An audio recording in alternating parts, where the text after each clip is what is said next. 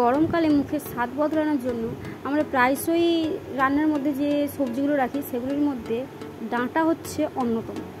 আমরা প্রায় দিনই খাবার থালির মধ্যে এই ডাঁটা, যে কোনো রকমের ডাঁটা রাখি। তো আজকের আমি তোমাদের এই কুমড়ো ডাঁটারই একটা রেসিপি দেখাবো, যেটা আজকের আমার দুপুরের লাঞ্চ থালির মধ্যে ছিল। তো চলো শুরু করি। সকালবেলা ঘুম থেকে উঠে দেখি কি বাবা কাঁকড়া নিয়ে এসছে আবার। তো সেই কাঁকড়ার সাথে আমি আজকে কুমড়ো ডাঁটা দিয়ে একটা তরকারি করব। আমাদের বাড়ির ঠিক পাশে বালিকারের উপরে দানা করে একটা লাউ গাছ হয়েছে, সেখানে ফল তো হচ্ছে না কিন্তু অনেক পরিমাণে ডাঁটা হয়েছে। আমি সেখান থেকেই আজকে ডাঁটা কেটে তরকারি করে দেবো। তো চলে এসেছি ডাঁটা কাটতে, এবার ডাঁটাগুলো এক করে কেটে নেবো আমি। ভিডিওটা অবশ্যই শেষ অবধি দেখবে, তাহলেই বুঝতে পারবে যে ডাঁটা, যে কোনো রকমের ডাঁটা কীভাবে রান্না করলে ডাঁটা থেকে হালিগন্ধ বেরোবে না। লতা গাছগুলো পুরো ডাঁটা গাছটাকে ঝেঁকে ধরে ফেলেছে। আমি এখানে বেশি ডাঁটা নিইনি, দুটো ডাল নিয়েছি। তোমরা তোমাদের পরিমাণ মতো ডাঁটা কেটে নেবে। যারা যারা আমার চ্যানেলে নতুন তারা অবশ্যই সাবস্ক্রাইব করে দেবে, যাতে আবার নতুন নতুন ভিডিও বানালে তোমাদের কাছে যায়।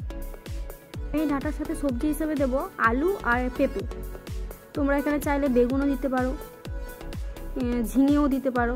তো আমার কাছে বেগুন আর ঝিঙেটা ছিল না বলে আমি আজকে পেঁপে আর আলু দিয়ে তরকারিটা করবো। এখন আমি পেঁপে তোলার জন্য ছাদে চলে এসেছি।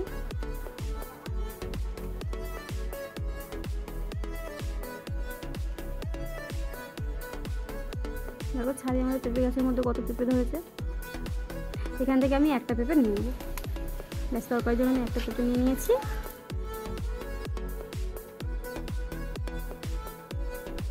এবার তরকারির জন্য আমি সবজিগুলো কেটে নিয়েছি। ডাঁটাগুলো বেশ 2 গাঁট মতো ছোটো ছোটো করে কাটতে হবে। এখানে একটু বড় বড় হয়ে গেছে আমার। তোমরা একটু চচ্চড়ি সবজি যত ছোটো হবে তত ভালো। আর ছোটো ছোটো করে আলু আর পেঁপেগুলো আমি কেটে নিয়েছি। তো সবগুলো ধুয়ে আমি রেডি করে নিয়েছি। এবারে তরকারি করবো। প্রথমে আমি কড়াইটা গরম করে তাতে সর্ষের তেল দিয়ে, তোমরা যে কোনো তেল দিতে পারো, তেল দিয়ে তাতে ফোড়ন হিসেবে দিয়েছি তেজপাতা, শুকনো লঙ্কা আর 5 ফোড়ন।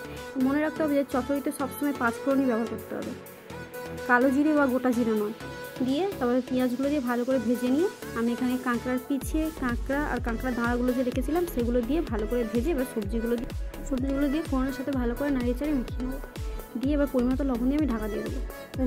অবস্থায় 2 মিনিট মতো রেখে তারপর ঢাকা খুলে সবজি থেকে যে জলটা বেরোবে সেটা ভালো করে নাড়িয়ে চেড়ে শুকিয়ে নিতে হবে। খাড়াটাকে ভালো করে কষিয়ে নিতে হবে। খাড়া কষালে খাড়ার মধ্যে যে হালি গন্ধটা বেরোয় সেই গন্ধটা চলে যাবে। এই জন্য আমাদের ডাঁটাটাকে ভালো করে নেড়ে চেড়ে কষিয়ে নিতে হবে। তো খাড়া থেকে যে জলটা বেরোবে সেই জলটা শুকিয়ে গেলে এখানে মশলা হিসেবে দিয়েছি হলুদ গুঁড়ো, লঙ্কা গুঁড়ো আর সর্ষে বাটা দিয়ে খাড়াগুলোকে আবার ভালো করে আমি কষিয়ে নেব। ভালো করে কষানো হয়ে গেলে যখন কড়া থেকে ছেড়ে ছেড়ে আসবে তখন আমি এতে পরিমাণ মতো জল দিয়ে আবার ঢাকা দিয়ে 5 মিনিট মতো ফুটিয়ে সবজিগুলোকে সিদ্ধ করে নেবো।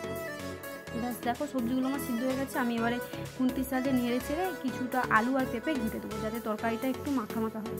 দেখো তরকারিটা আমার পুরোপুরি রেডি। তরকারিটা আমি বেশি রসাও রাখি।